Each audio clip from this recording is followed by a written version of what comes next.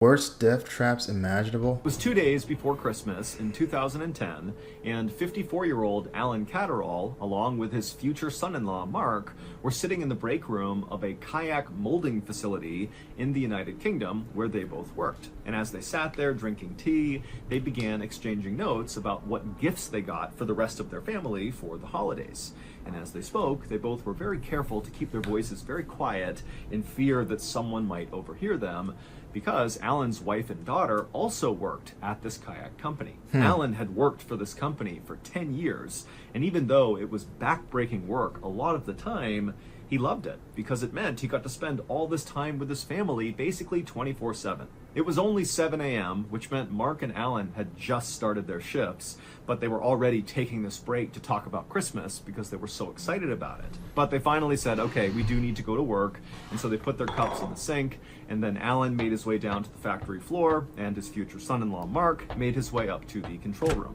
On the factory floor, where Alan was heading, was where all the special machinery was inside of these little rooms where the kayaks were actually molded and put together. Don't tell me somebody gets caught in this machine and gets tragically murdered. And it was Alan's job to make sure Or tragically the machinery killed. was clean and operational. The machinery inside of these little kayak making rooms was very customized and very finicky, and so Alan was one of the few people at the company who really understood what made it work and what would cause issues, and so he was very valuable at the company. That day, Alan knew one of the circuit boards for one of these molding rooms had shorted out, and so the leadership had decided to shut down that particular molding room while the circuit board was fixed. And so when Alan went down and began checking out each of these molding rooms, he knew which one had been shut down. So he knew when he went in there, it was not going to be operational. But when he went into that particular molding room, he noticed that it really needed a good clean. When these kayaks were made inside of these molding rooms, a lot of times the excess plastic would kind of seep out of the actual mold, and it would get caked to the walls, and it would flake all over the ground. And so periodically, Alan would clean these rooms, and he figured right now, with this one shut down, he might as well clean it. And so Alan grabbed a crowbar, and he headed into this shut down molding room, and he got to work chipping all this plastic off the walls and making a big pile on the ground to sweep out and throw away. But as Alan chipped away at all the plastic, the doors leading into this molding room shut. And so suddenly Alan was cast into total darkness because his only light before that had been coming through these doors. But that was the least of Alan's worries. He knew that if these doors were shutting, these doors were automatic, that meant that the circuit board had to have been fixed, and they didn't know he was in here. Oh my goodness. At this point in time, my heart would be racing. I would be shouting, I'd be screaming, yelling, "Hey, somebody get me out of here. I'm stuck in here, please." And so now this molding room What's up, must the great? be operational, which meant he only had minutes to get out of this room. He only had minutes? Alan ran to the door, and with his crowbar, he began trying to pry the doors open. Oh, He couldn't. These shit. are mechanically sealed doors. They do not just open. You need to press a button to release them. But Alan's in a total panic. He knows what happens in this room, and he just can't get the doors open. And so he began banging on the door with his crowbar and screaming for anybody out in the factory floor to please stop this process that's surely starting inside of this room. Open these doors, get me out of here. Shit. But it was so loud out on the factory floor, nobody heard him. Damn. Before long, Alan must have looked around and saw the walls inside of this tight, cramped space beginning to glow red. This molding room was actually just an oven. It reached almost 600 degrees Fahrenheit in about 10 minutes.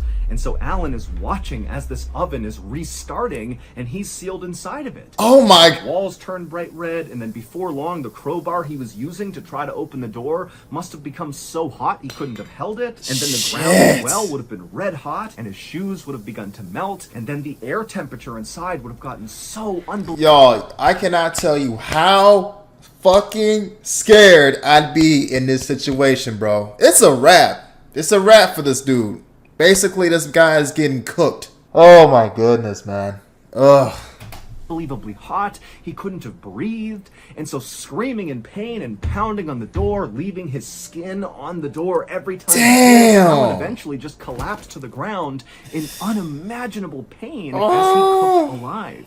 finally, when Alan caught on fire and black smoke began coming off of his body and pouring out onto the factory floor, the factory realized there's a problem with this molding room, so they turned it off, they opened it up, and they discovered Alan. It would turn out, after Mark and Alan had chatted about Christmas in the break room and then parted and gone their own ways, Alan had gone down to the factory floor and inside of that molding room, and his future son-in-law, Mark, had gone up to the control room where he would have no visibility of the factory floor. All he had was this big switchboard full of lights and switches and gauges that controlled all of the molding rooms. And not long after he got up there and was looking at the control panel, he saw a blinking light come on. And it was for the molding room that Alan was working inside of. And that blinking light meant someone had fixed the circuit board, and so that molding room now had power. And so reflexively, Mark just turned it on. Damn! And when he did that, the molding room began its restart process, which included sealing its doors and turning on the oven. And inside of that molding room, there were no safety escapes. In fact, there was really no safety precautions at all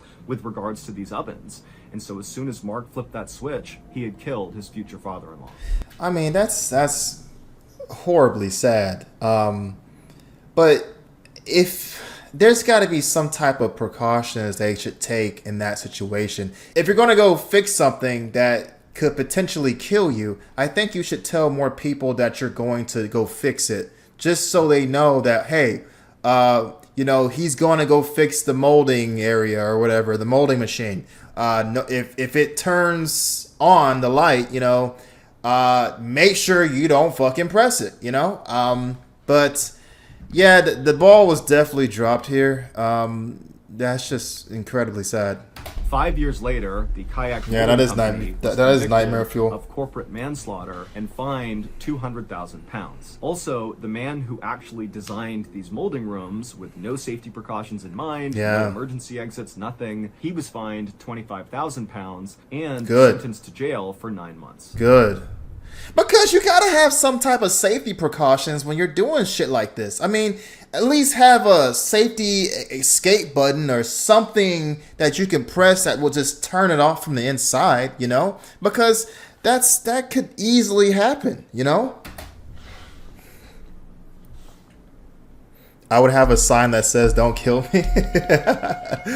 I'm not sure that'll work. On the evening of October 28th, 2006, in a Florida city called Port Richey, a 37-year-old woman named Marisa Weber walked in the front door of her home and called out a greeting to her mom. Her mom didn't call back, but Marisa could hear her in the kitchen making dinner, and so Marisa walked over to say hello. But Marisa only got about 2 feet into the family's very cramped living room when one of their many cats came bombing into the room and nearly knocked Marisa over as it ran past her and ran up to the side of the wall and just stopped and stared at the baseboard of the wall like there was something there. Marisa was totally annoyed by this cat, and as she looked over at it, she knew what it was doing, because lately Marisa had noticed there were clearly rats in her family's home, kind of scurrying around in the ceilings and the walls. Marisa could hear them all the time. And Port Richey? Cats was now clearly hunting one of these rats. And this totally stressed Marisa out. She'd actually begun taking anti-anxiety and antidepressant medication largely because of this rat infestation. And really just the fact that Marisa hated living at her parents' home,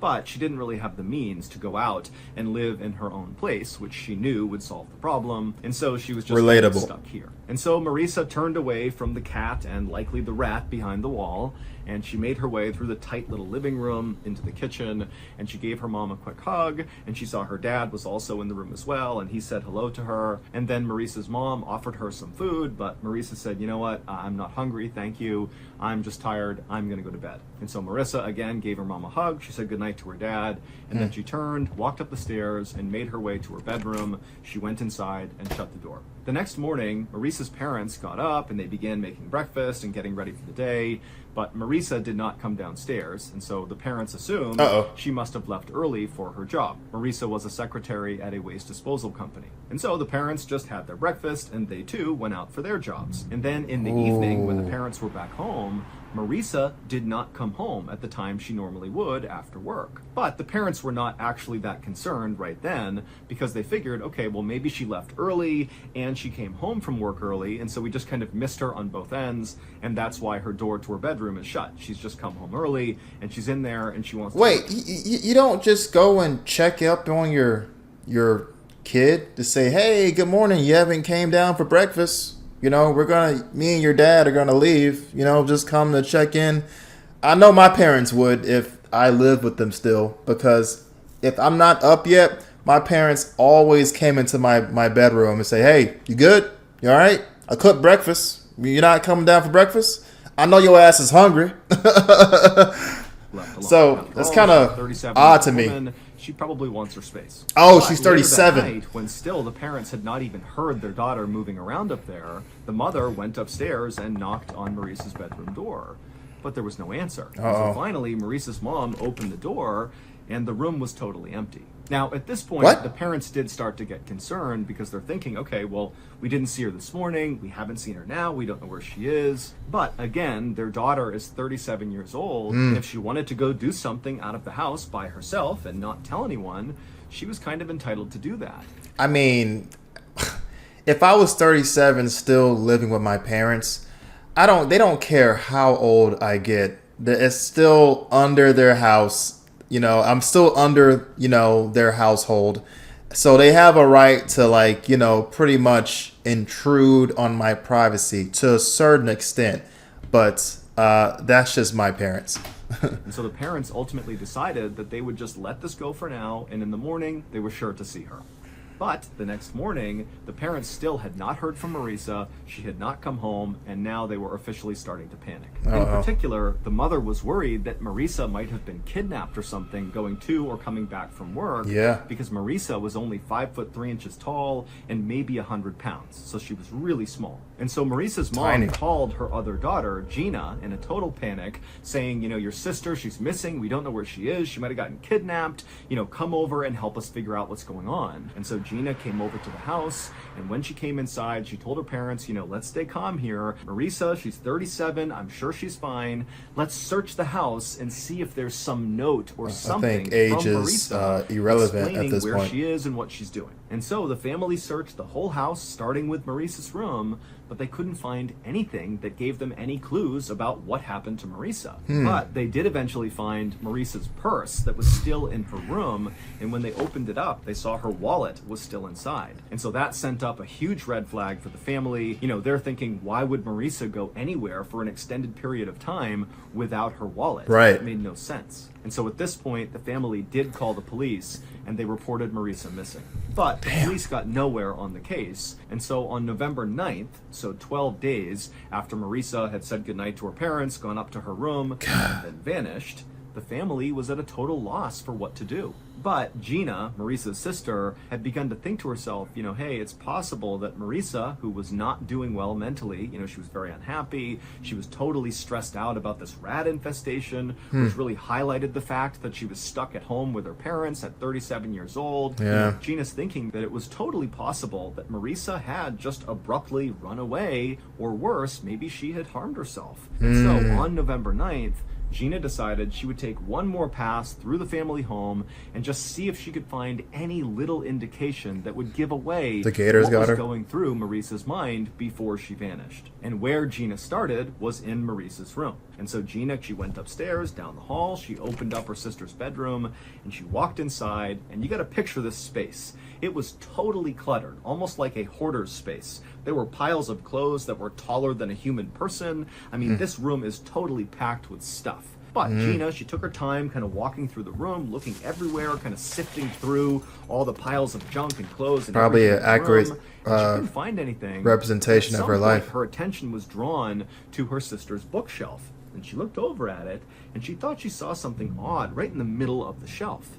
Now, Gina had a flashlight with her, and even though the light was on in the room, she still lifted up the flashlight and turned it on and shined it at this thing in the middle of the bookcase. And when she saw it, she screamed. Based on Gina's What? discovery, here is what happened to Marisa Weber on October 28th, 2006, the night she disappeared. That night, Marisa had come home. She saw her mom and dad in the kitchen. She was offered food. She turned it down and said, I'm tired. I'm going to bed. She went upstairs. She went into her room, closed the door, and sat down on her bed. Okay. Then Marisa grabbed a pill bottle next to her bed, which contained morphine and codeine, which are two very powerful painkillers. They're opiates, so highly addictive. She popped a few of those, and then she rolled a marijuana joint and smoked that. and then she grabbed the TV remote and sat back on her bed, getting ready to zone out. But when she tried to turn on the TV, which was sitting on this bureau on the other side of the room, it didn't turn on. And right away, Marissa knew that the TV likely had become unplugged. This was something that happened periodically. The room was so packed with stuff that sometimes when Marissa was just navigating through her room, the stuff would bump into the bureau, and that would in turn jostle loose the plug from the TV. But the TV was actually not plugged in right behind where this bureau was. The TV was sitting on the bureau, but the plug ran down and kind of to the side of the bureau behind this huge bookcase that was pressed right up against the bureau. But this bookcase was so loaded down with books and things that Marissa had collected over the years that... Did she get crushed by her shit? Maybe. But if she did, I would feel like they would smell, you know, the stench of a dead corpse, you know, if she in fact got crushed by that stuff. Not only could you not really reach through the bookcase to the wall, but it was too heavy. You couldn't move the bookcase. And so the only way to access this plug from the TV was to climb on top of the bureau where the TV was and kind of reach back and grab the plug behind the bookcase and plug it back in. Okay. And so Marissa, who was likely beginning to feel the effects of all the drugs she had taken, climbed on top of this bureau and she reached back behind this 6-foot-tall bookcase and she began trying to grab the plug, but it was just out of reach. And so she leaned farther and farther and farther until she finally grabbed the plug. But when she managed to plug it back into the wall, she slipped forward and fell headfirst into this tiny space behind the bookshelf and the wall, and she got pinned upside down. Now, we don't know why Marissa didn't begin calling out for help. Perhaps she was so under the influence of these drugs that she couldn't really process the situation and didn't know what she should do. Or maybe she was embarrassed about the fact that she had somehow gotten trapped upside down behind her bookcase. But either way, she didn't call out for help right away. And unfortunately, what happens when a human body is trapped upside down long enough is all the blood rushes to the upper part of your body. It causes your eyes eventually to pop out of your head. But the real problem is all that blood pools around your lungs and restricts your lungs and makes it really hard to breathe. And critically, if you can't take a big breath in, you can't project your voice loud enough to call out for help. And so Marissa did not call out for help during those first critical few moments she was trapped behind the bookcase. And then when she realized she absolutely couldn't move, she didn't have the lung capacity to call out for help. And so likely for 1 or maybe 2 days, Marissa remained upside down behind this bookshelf and likely was aware of her family coming in and out of her bedroom looking for her. She probably wasn't strong enough to just knock over some stuff, you know? I mean, because if she is a small person, like she's 5'3" and she doesn't weigh that much, but I'm thinking like, I mean, she's completely immobilized behind this bookshelf, but I would think most people would probably try to knock something over to like get somebody's attention or something like that, but I guess she's just wasn't strong enough to do that, I suppose. But that is so sad, man. It's just kind of, it's just kind of weird that, everybody has a, different kind of family. Everybody may not do what my family does, but if my parents went to work in the morning and they're like, and I'm staying home, most of the time they always come in my room to say, hey, we're leaving. Breakfast is on the kitchen counter. You can always reheat it if you're hungry. But they always come in my room to say that they're leaving. But I guess everybody's different. But it's just, I really wish her parents would have came in her room the next day. She was not able to vocalize. She could not get their attention. And so eventually she died. Marissa's family would say when they were looking for Marissa in her bedroom while she was dying behind the bookcase, They said they did hear sounds, but it sounded like the rats that were running all over their house. Oh. And so they didn't know it was actually likely Marisa moving around behind the bookcase trying to get their attention because she can't use her voice. And then after Marisa died, the family did continue to go back into her room to look for her, and they began to smell something funny, which was Marisa decomposing. The family didn't know that, and they chalked it up to the fact that the room was really messy, and again, there are rats in this house, and this is not a clean space, and so they kind of thought, okay, you know, the smell can't be anything serious. Oh my gosh, man, that's so sad, bro. But it pains me to say this, but I'm thinking if her room was just not that messy, she probably would have been alive.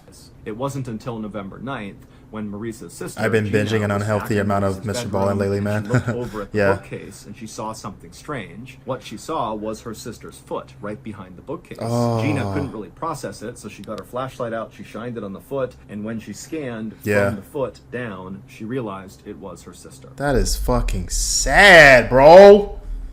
Imagine, like, you looking for your daughter and you putting out like all these reports that my daughter's missing, she could be kidnapped, this, that, and the third, and she's just right there in your house, stuck behind a bookshelf. That is so sad, man. On the night of May 29th, 2007, a 29-year-old man named Romy Baligula sang to himself as he and a big group of his friends wandered into a karaoke bar in the city of San Mateo in the Philippines. Life had not been easy lately for Romy, but tonight he was feeling good. He and his buddies had begun drinking alcohol about an hour earlier, and so he already had a nice buzz as he walked into this bar. He had a brand new shirt on, and for the first time in weeks, Romy actually had money in his pocket. Romy had lost his job a couple of months earlier, and since then, he had not been able to find new employment. And so this city he was living in, San Mateo, even though it was one of the wealthiest places in all of the Philippines, it was also known as a place that had lots of poverty and really no safety net for people that fall on hard times. Oh, wow. And so if you lose your job, like Romy had, you could find yourself out on the streets really quickly looking for scrap metal to sell and dumpster diving just to find your next meal. Oh, and my that's gosh. exactly what Romy had been doing for the better part of the last 2 months. He had been living out on the streets. But just a day earlier, he had discovered this stash of very valuable scrap metal, and he had sold it that day for a nice profit. And with that money, he had bought a nice big dinner, a brand new shirt, and tonight he had bought a night out. And the best kind of night out for Romy was going to a karaoke bar, because Romy loved to sing, and his friends did too, but Romy sang basically all the time. Whether he was full-time employed, making lots of money, enjoying life, or if he was in a dumpster looking for food to eat, Romy would be singing. Now, Romy was not the best singer, certainly not compared to some of his friends who were excellent singers, but he felt like the more he sang, the better he got. And he was kind of proud that he felt like he was progressing and becoming a better and better singer. And Romy's favorite songs to sing were these big ballads. He just loved to close his eyes and let the words of the story kind of take him away. Is that the alcohol or him? It was like no matter how bad his life got, he could always sing, and that would make him feel better.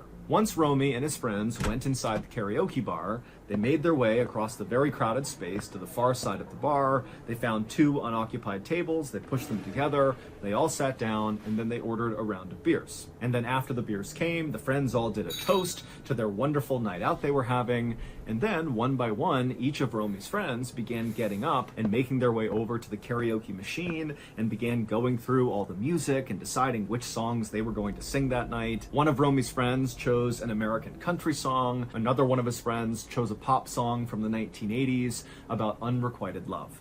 But regardless of the songs that any of Romy's friends chose, when they began getting up there and singing their song, it was like the karaoke bar came alive. People in the Philippines love karaoke. It's really a part of the culture. They do? In fact, many people in the Philippines have a karaoke machine of their own in their house. And so what that means, I never knew that was is in so karaoke popular bars over there. like the one Romy was at, the crowd is both really appreciative of good singers who go up there and do karaoke really well, and everyone will get up and cheer and dance along. And then also, if there are bad karaoke singers, the crowd is just as quick to begin jeering and booing at them and getting them to stop. And Romy knew that when he went up on stage that night, he was taking a bit of a risk, because when he went up and identified the song that he was going to sing, he knew it was a questionable choice. But he was confident in his abilities. He had been singing and practicing. He really felt like he was ready to nail this really challenging song, and the crowd was going to love him for it. And he took As several Romy shots. sat at the table watching one of his friends perform a fast-paced song about a race car, the bar's bouncer, a 43-year-old man named Robalito Ortega, came over to Romy's table with a big grin on his face. Robalito didn't recognize Romy or his friends. They were new at this bar, and so Robalito wanted to introduce himself and get to know these people. One, Oh, because they do, player? Robalito That's was dope. a big karaoke enthusiast, just like everybody else was. And two, Robalito felt like it was easier to keep the peace in this bar when everybody knew him and he knew everybody. And so Romy and his friends, they chatted happily with Robalito, and then after Romy's friend, who was singing the song about the race car, wrapped up and came down off the stage, Robalito gave him a nice congratulatory pat on the back and told the friend he did a great job up there. And the friend, in turn, turned around and flagged down the bartender at the other side of the bar and kind of gestured, hey, we want another round of drinks. And the friend also made it clear that he wanted to give a drink to the bouncer as well, as like a thank you to the bouncer. Okay, Mr. Brown, what the hell happens, bro? And the bouncer said, thank you very much. And then before long, the beers arrived, and Romy and his friends and the bouncer, they all cheersed and toasted the night. So how does this night go from a good time with the boys doing karaoke to just like, oh my God, this man just fucking died? I just gotta know, Mr. Stalin, come on, bro.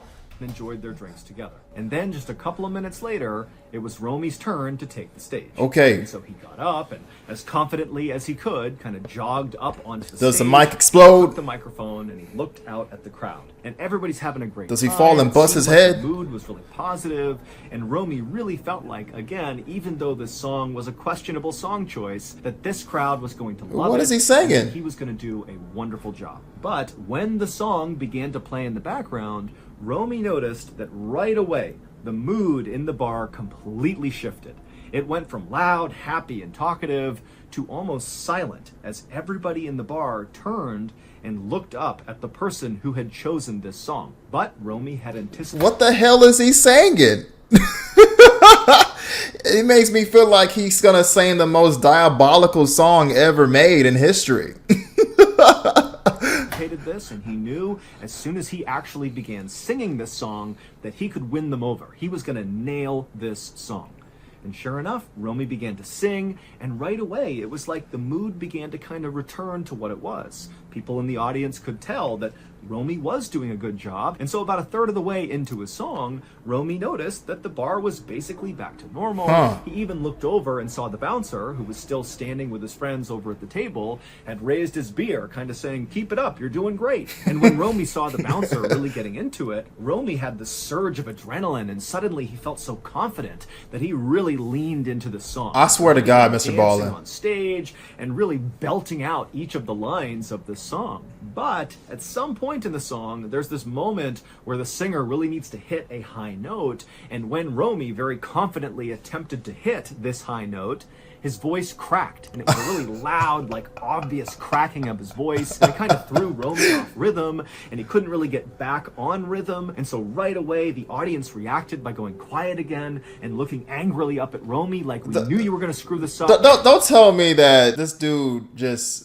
butchers the song, and like the crowd just goes up there and whoops his ass, and then that's how he dies. Nothing so far has really stand out to me as anything that's abnormal yet. I mean, the only thing that I'm curious about is what the fuck is he singing? Is he like just reading off the dark arts? Like what is he singing? Like what is he doing?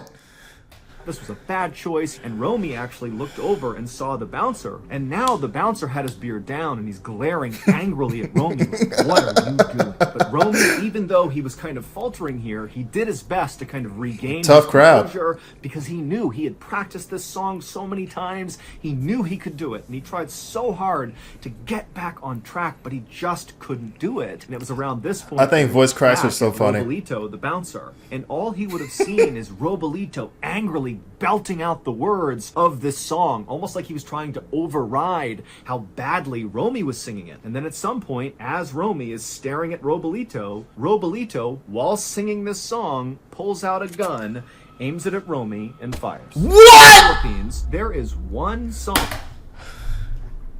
Huh? What? Oh, hell no. You mean to tell me this man got shot for singing a song horribly? That's wild, bro. You're gonna kill me for singing this song poorly? I don't think it's enough to lose my life over, bro. And it wasn't even over Freebird. That everybody knows you do not sing. In fact, this song is often banned in most karaoke bars. Oh. And then even when it's not banned, nobody sings it. And the reason this song is so forbidden is because since 1998, people have begun being murdered for singing it. Reasons unknown, but it just keeps on happening. Reasons unknown. In 1998, 12 people have been murdered either while they were singing this song for karaoke or immediately after it. The forbidden song is called My Way by Frank Sinatra, and that was the song that Romy chose. Now, no one really understands why this song somehow elicits all this violence in people in karaoke bars in the Philippines, but it does. Some have said that the message of the song, which is about a man being a man and doing it his way, kind of brings out a lot of masculine energy amongst people that are listening to it, and it can apparently prompt people to just suddenly start acting violent. That's a horrible reason. That's a horrible reason, bro. I wonder who was the first person to lose their life singing this Frank Sinatra song. I mean, like, I just think that this is probably the dumbest excuse to kill somebody, you know? You're gonna kill somebody for singing a Frank Sinatra song? But that's just a theory. No one really understands why this song just keeps leading to murders. But on May 29th, 2007, when Romy sang this song, Robolito, the bouncer, who liked Romy and liked his friends and was having a nice drink with them, he just couldn't handle it when the song was getting butchered, and he hated the song to begin with. And in fact, ironically, Robolito had been hired by that karaoke bar specifically to keep the peace if the song were to come on. But as he listened to this song... Why would you even have the song in the machine? Isn't it like you just select your song and then the lyrics come up and you just read off the teleprompter or whatever or something like that? Why do you even have a song that's so, I guess, controversial to sing at your bar, you know? Just take it off it so nobody will sing it, you know? What in the world, man? Something happened inside of him, and he pulled his gun and shot and killed Romy. That's wild, bro. And I bet you he didn't get no jail time for that. That's going to do it. If you got something... I can't believe. That's... Okay, out of all the Mr. Ballin videos I've watched, that's got to be like the dumbest way somebody has been murdered or killed in these videos or in these stories.